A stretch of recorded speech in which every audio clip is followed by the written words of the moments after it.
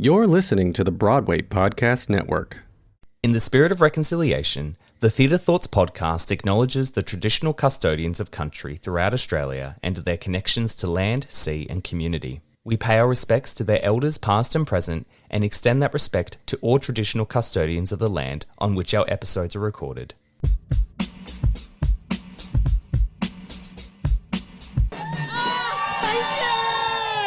Thank you all for coming out here tonight in New York City!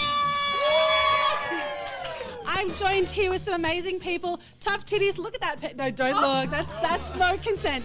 Okay. And I just had a theatre thought.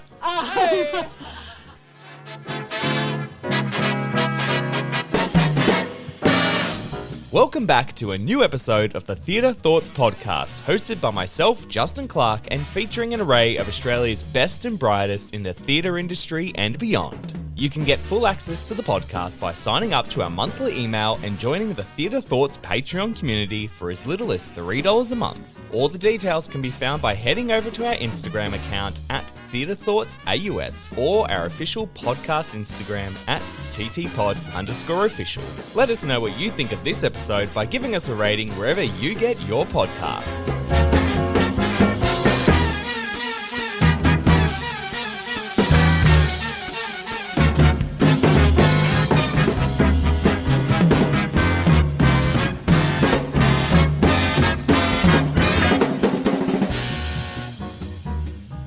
Welcome everyone to another live episode of the Theatre Thoughts podcast. We're down at Meraki Arts Bar again on the gig stage, which I'm very, very excited about. This was actually, I manifested this on Saturday at karaoke, and I went, that's the next step. And here we are. So, we are here for Tough Titties tonight. I know, so exciting.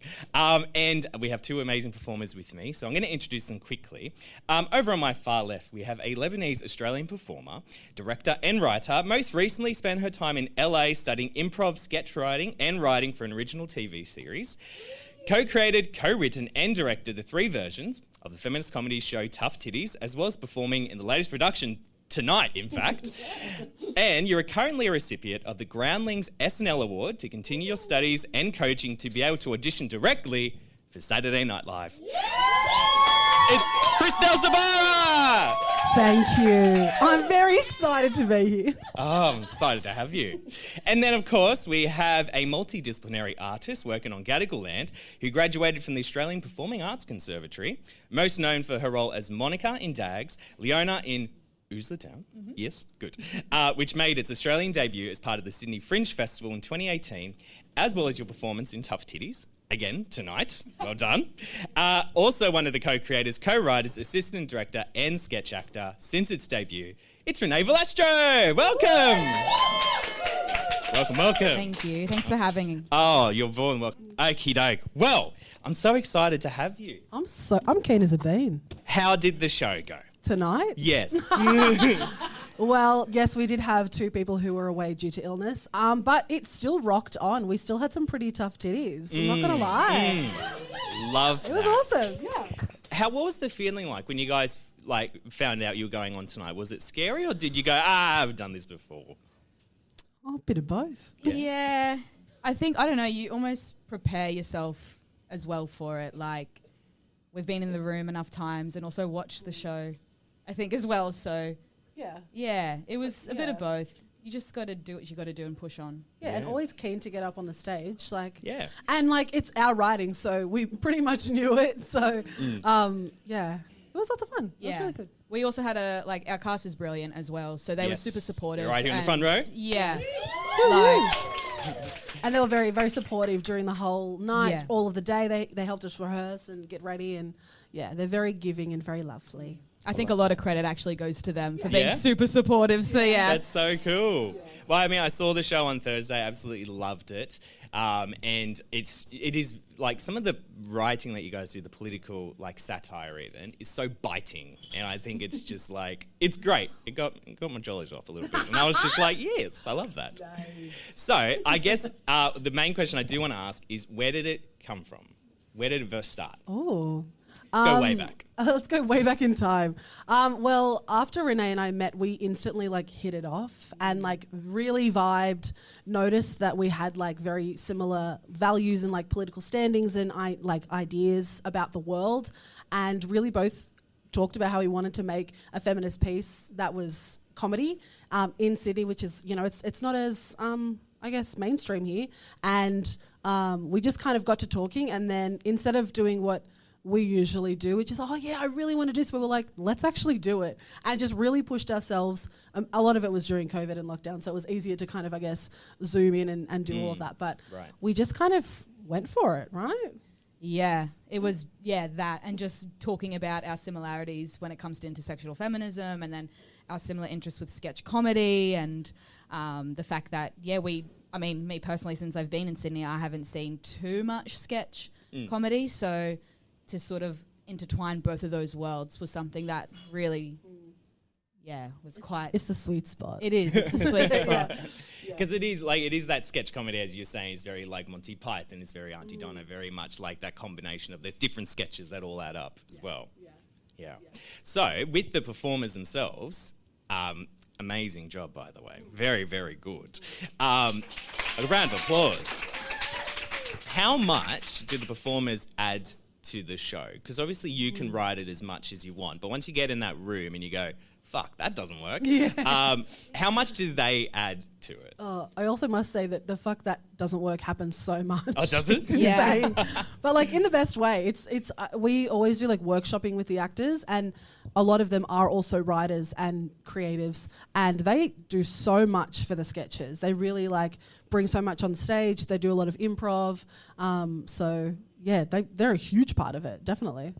Yeah, massively. And I think something that we also like to cultivate, and the cast are so good at just diving in deep with it, is accepting failure. Like, failure is something that we are like, do it here, like, make a fool of yourself, and then we can figure out where to go from there. And I can just, like, heart on my hand, trust them to make bold choices. And if it's not right, it's not right. That's okay. That's why we're in rehearsals. Yeah, exactly. Yeah, definitely. Even like just bringing like the most random ideas, like Sophie, who does the puppet behind stage, we were doing so many different things, and I was like, try an accent, and she did this French accent, and we're like, that's it. Like, tried so many different like ways of doing so many of the sketches, but like when you find that like sweet spot, you're like, oh, that's perfect. And it comes from them, you know. It's like everybody knows in a production, it's not just the director, it's not just the writer, it's not just the producer, it's everyone as a whole really putting their whole like self into it and really making it the best that it can be. So that's why Tough Titties is so much fun to work in and I guess watch, because everyone's having like the best time. And constantly sells out. Well, this is like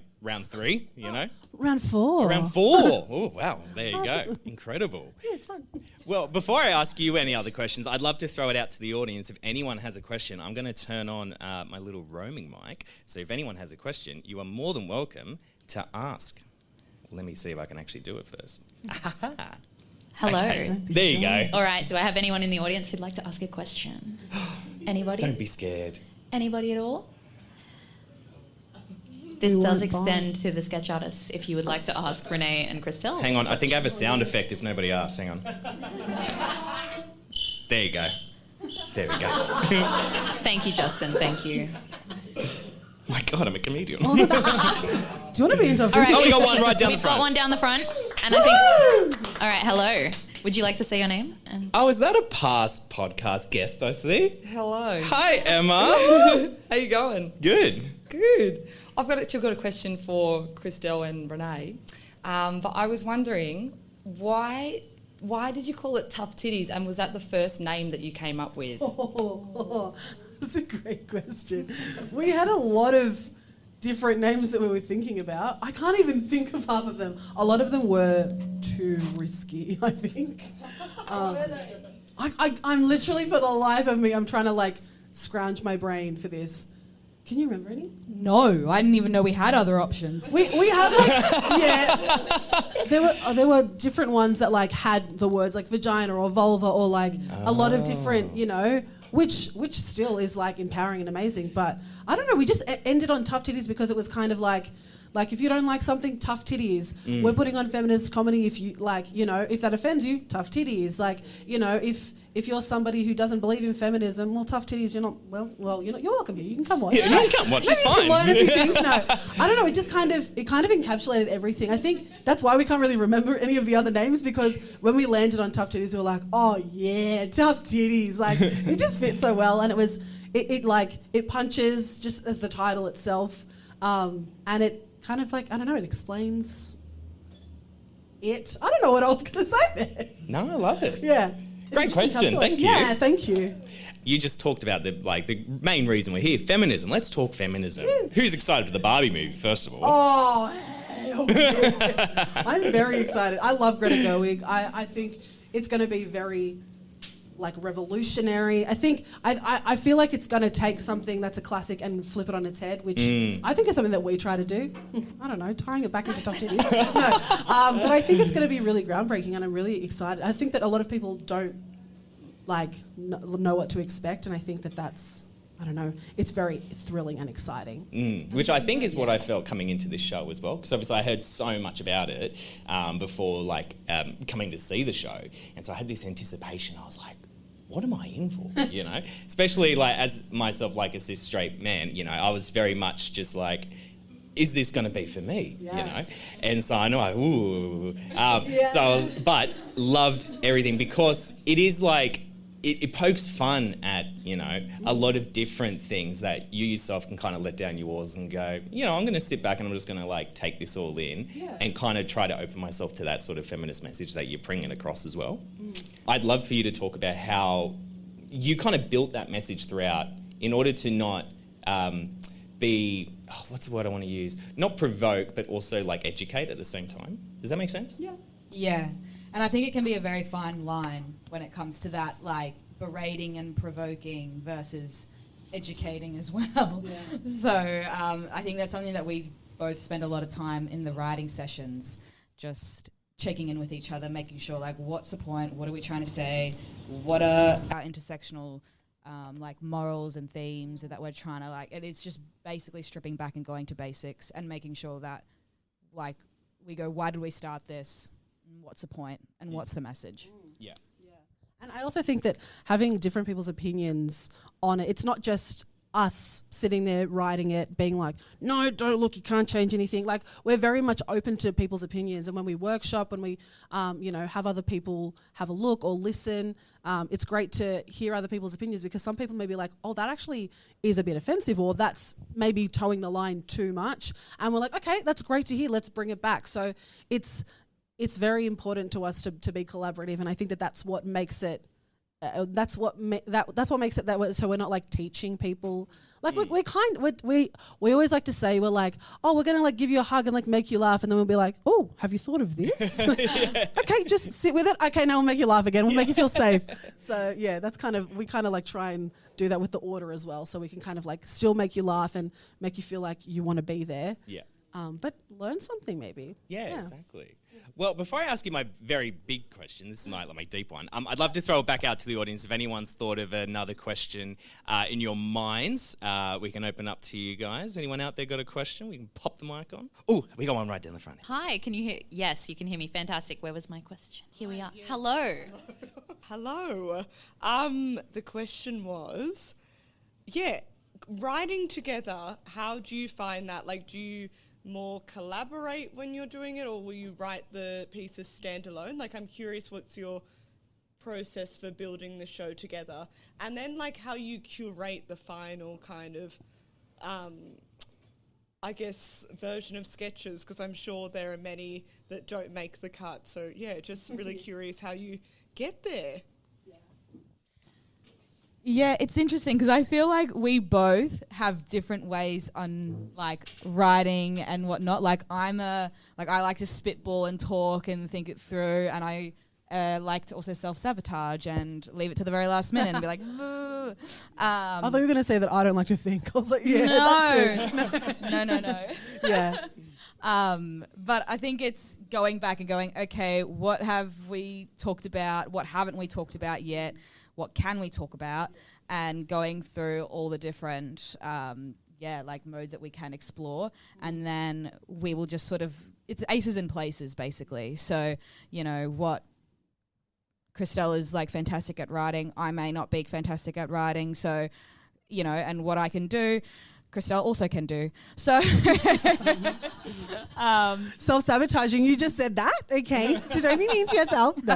No, yeah, I definitely agree. I think that the best thing is that we were friends first.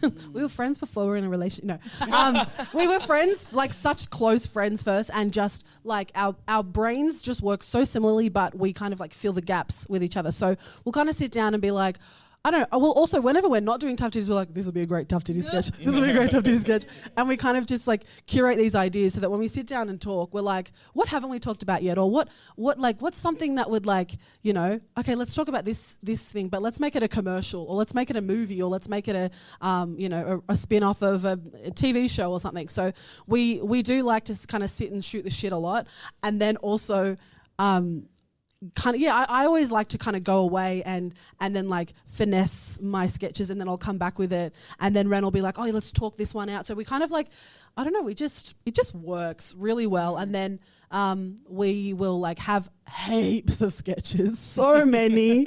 It's not crushing anymore when we're like, that one's gone. We're like, yep. No, I'm not attached to it.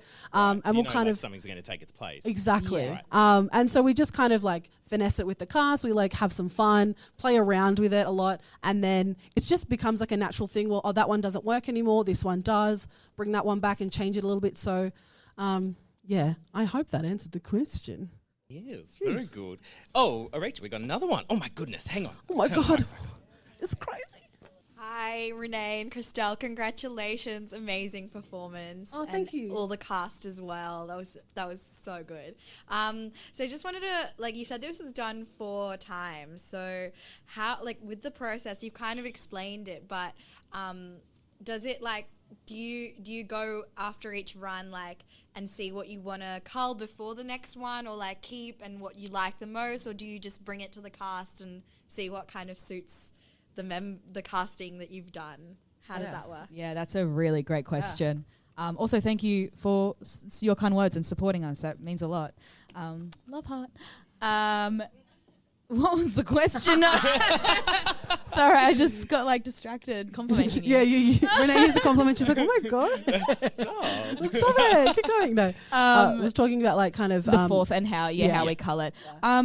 I think there's definitely a few sketches that are like our, not to be biased, but like our faves, or like our, like the ones that we do bring back. But if we are bringing them back, we are very conscious of not doing them exactly the same.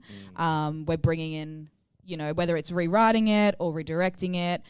We've got a new cast, so we want to play with it like it is new for the very first time, and see what sort of other outlooks we can bring. So I think there's like 3 or so sketches that are like staples, and sometimes we intertwine with them. So we might go, okay, we'll bring, you know, the Sheila Razor one in, you know, for say like the second time, but then we didn't bring it in the third time or something like that.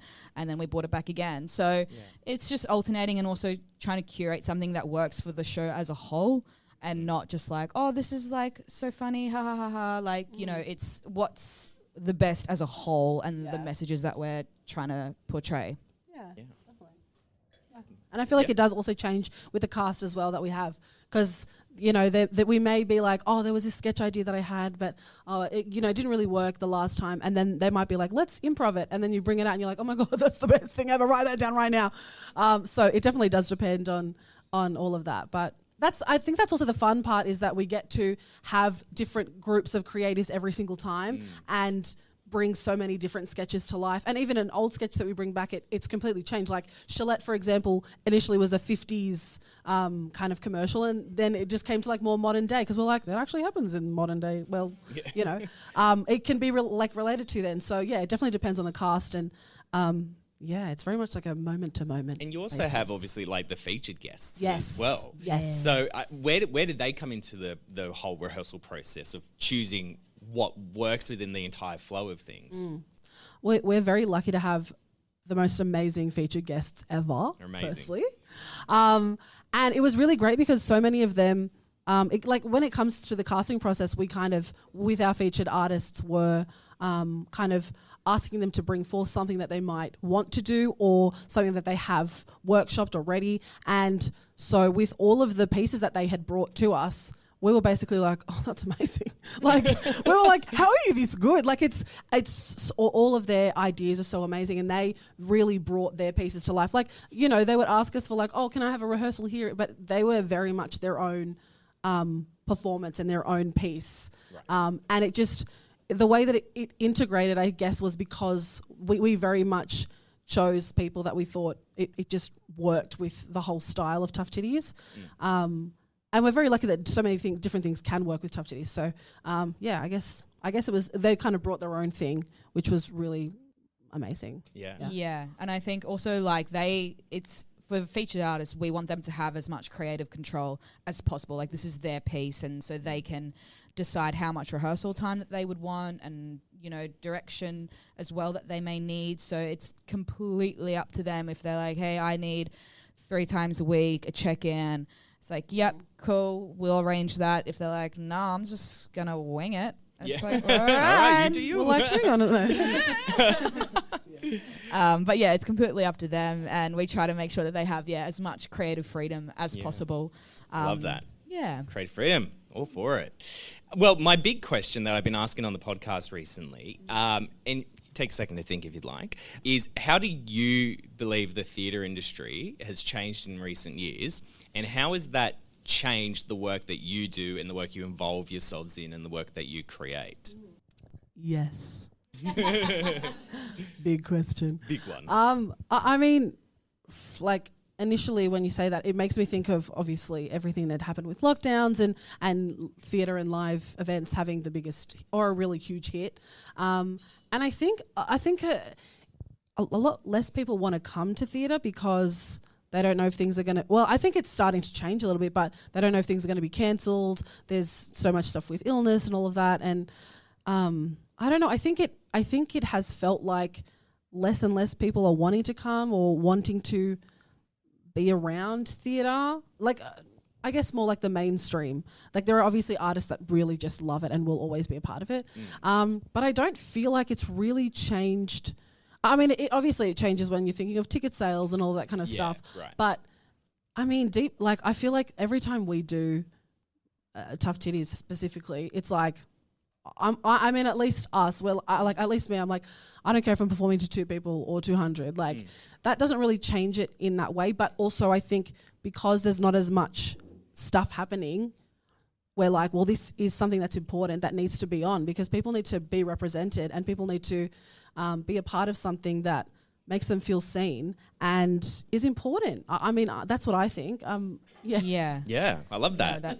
Yeah, totally. And I think the industry or arts industry and whole, like, it's slowly moving. Yeah. Which is great. We like progression. Just get on. Come on. But yeah, and I think with us, when we are focusing on Tough Titties, we're not going, okay, so what's the bar here? Yeah. We're sort of creating our own expectations and standards and levels of like where we think it should be and how we can sort of challenge ourselves and like within the industry as well. Yeah. I think off the back of that as well, I think because there's been so much more conversation about like the way that actors are treated and like more like consent and intimacy coordinating and all of that type of stuff, and so much diversity and conversation about that of really listening to people and cultivating an environment that makes people feel safe as well. I think that that's something that we really try and focus on and is really important to us. Because also just the mental health of so many artists is just not really thought about. No, it's not, is it? It's one of those like throwaway things. 100%. And it's really upsetting because you're doing this show and you're putting your whole soul into it, and then you're just kind of tossed aside, or there might be a teacher who's teaching you this practice and they're not fully helping you get out of it, and there's so many repercussions, and you kind of don't know what to do, especially as a young artist. It's so hard. Even like somebody's touched me in a weird way in a rehearsal and you're like, oh, like I don't know if I can say anything. Like, I think it's so important to be like, I know where you've been. I'm trying to make sure that you are heard, that this is a safe space. We always, like, that is something that is so important to us. Like, I would much rather it be a safe space than be the best show in the entire world, because these are people, like, their lives matter. It's, you know, they need to feel safe. Exactly right. No, and I think bringing up the mental health is such an important thing. You know, if you're an athlete and, you know, you injure yourself, you'd go get physio and you look after your body. And as an actor, when you are working on, like, even not like just with like tough titties, but also maybe also tough titties, but you are, say, maybe working on, you know, characters and stories that are maybe so removed from you and, you know, have maybe gone through things that you haven't gone through. It is important to sort of like do that check-in with yourself and mental clarity, because it can be quite damaging. If you don't have the right tools and people around you, then unfortunately I think it is something, like you were saying, it does get just sort of brushed aside, and it's almost that weird capitalist hustle culture, like, okay, now you're done, on to the next. And it's like, yo, like, look after yourself as well before you burn out. Slow down a little bit. Just a bit. Well, I love that. That's amazing. Thank you so much for that. Well, before I go on to our final one, which is our theatre thoughts questions, which I'd love the cast to get involved in as well for this. Throw it on you. I'd love to do my Graham Norton moment, which is where I throw it to you, and I go, "Now you're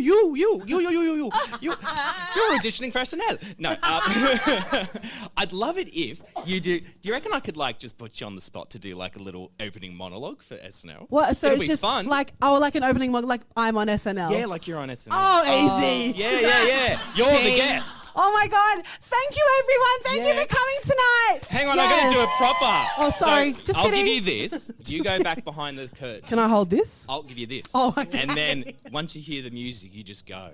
Thank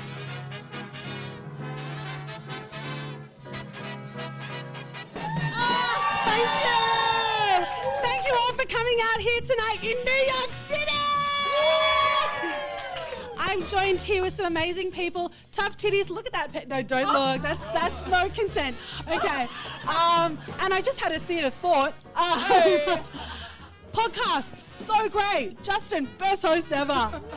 And I started from the bottom. Now I'm here. I didn't start from the bottom. I started from mid-level. Yeah. But thank you all for coming here tonight on my debut. I've always dreamt of doing this since I was a little girl. I thought I want to be on Meraki Arts stage. I didn't even know what it was, but I really wanted to. And yeah, live from Meraki Arts Bar, it's Tuesday night! Wow, that was amazing. I just wasn't prepared. Oh, it's certainly just not prepared. Thank you so much. That was so much fun. I got a kick out of that. Oh, good. I've got a kick or two in myself. Okay, well, now's the last part. So I'll switch on the mic. I always end our podcast with 1 minute theatre thoughts. So essentially, I would just ask you some random theatre-based questions, and it's the first sort of thing that comes off the top of your head. Okay. Done. Oh no. I love not thinking. Let's do some music. Yeah. Oh no. Ooh, that's fun. Okay, here we go. 1 minute theatre thoughts. Are we ready? I'm going to time roughly a minute. Oh my boy, I'm ready. And then cast, what we'll do is we'll start here and we'll go that way. Yes. Okay? And we'll see how many we can fit in. Yeah, we got it. Here we go. Yes. What has been the best production you've seen recently? Oh, Dumb kids. Yeah. Dumb kids. Yeah, dumb kids, 100%. Yeah. Oh, and false stuff. False stuff. Yeah, Love it. Yeah, it was wicked. I Anyone love else? you. No? Okay. What's your go-to karaoke song? You saw this last week. It's "I Will Survive" by Gloria Gaynor. Yeah, and I nail it. Yes. I like to bring out a little punk rock emo and probably do like Evanescence or something like that. Or the Bee Gees, anything the Bee Gees. Love that. Holding out for a hero. Oh, yes. Banger. Love it. Can't take my eyes off of you, Frank Cavalli. Yes. He's a That's romantic. mine, actually. Is it? No way! You can find very quickly 1 minute is a metaphor. Okay. Time is a construct. What role haven't you played yet that you'd still want to? I don't know if I would, but I would love to be Muriel in Muriel's wedding. Oh, I think I'd nail it. I'm quite open to anything, but I just want to like play something so far removed from myself. I think like really, really different. Like anything, like there's characters in Danny and the Deep Blue Sea. If you haven't read that play, it's very short and you should read it. Anything from John Patrick Shanley. Nice. Cast? Lumiere from Beauty and the Beast. Yes! You'd kill that. Great. You would kill it. Okay, final question. Which production would you most want to see come to Australia? I feel like Mean Girls the musical. I would love that. Or like Dear Evan Hansen. It's overdue. I think I would just like to see more independent Australian work get supported and support, up and coming emerging artists and their new works. Beetlejuice. Oh, say it 3 times. Say Yeah, 2 more. Hades Town. Yes. Yeah. The current Guys and Dolls that's going on where the stage comes out of the ground. It's an immersive musical experience. It's so fun. That sounds fun. It's so fucking fun. Hades Town. Yes, that's my number 1. Nice. Love it. Excellent. Well, that's pretty much it. So thank you so much for both of you for jumping on. Thank you so much for the cast. Thank you everyone for staying behind to listen to the podcast. Give these guys a round of applause. Thank you, Justin. You're the best. Thank you. Thank you very Thanks much for for having having us. us, and thank you all for staying and supporting independent theatre. So thank you all very much.